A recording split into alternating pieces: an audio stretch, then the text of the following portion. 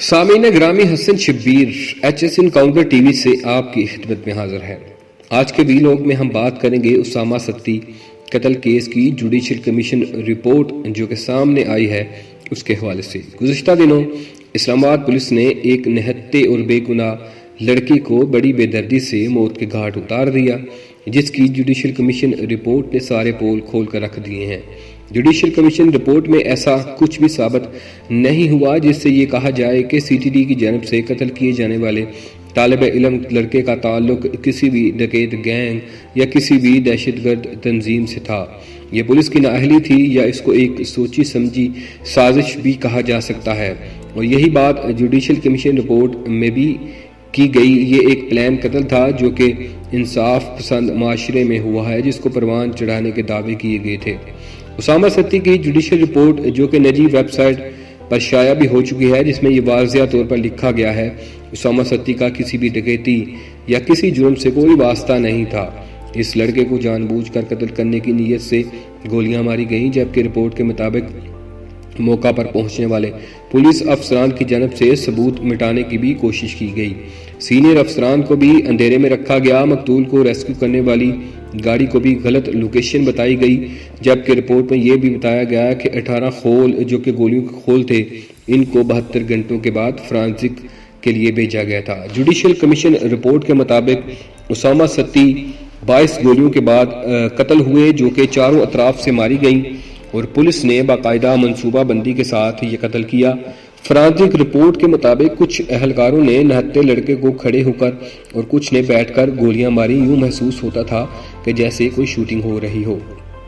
Report کے مطابق اور اسامہ ستی کے والد کے بیانات کی روشنی میں یہ ایک سوچی سمجھی قتل کی واردات تھی، جس میں پولیس کے 5 اہلکار شامل تھے، جبکہ یہی چشم کشا انکشافات جوڈیشل کمیشن رپورٹ میں بھی دیکھنے کو آئے کہ ڈیوٹی پولیس افسران بھی قاتلوں کے ساتھ شامل ہو گئے اور 4 افسران کو اندھیرے میں رکھا گیا۔ جوڈیشل کمیشن رپورٹ میں کہا گیا اسامہ ستی کی لاش کو 4 گھنٹے تک سڑک کنارے رکھ کر تذلیل کا نشانہ بنایا گیا، اور ریسکیو ڈبل 122 کو بھی امدادی کارروائی کے لیے غلط لوکیشن بتائی گئی تھی۔ یعنی پولیس نے ٹھان رکھا تھا کہ اسامہ ستی کو قتل کرنا ہے اور اس کی جان نکالنی ہے، جبکہ کمیشن نے SP ATS، SP investigation, SPI 9، DSP Ramna, SHO Ramna, SHO Karachi company duty officer Ramna کو فوری برطرف کرنے کا مطالبہ بھی کیا ہے۔ اب سوال یہ ہے کہ کمیشن رپورٹ کے مطابق یہ ایک قتل ہے، اور اب اس قتل کا ذمہ دار کون ہے؟ کیا اسلام آباد پولیس اس کی ذمہ دار ہے، یا وہ جانور جنہوں نے بے قصور نہتے 22 سالہ لڑکے کو وحشیوں کی طرح قتل کر دیا اور اسامہ ستی کے خاندان پر ظلم کی داستان رقم کر دی؟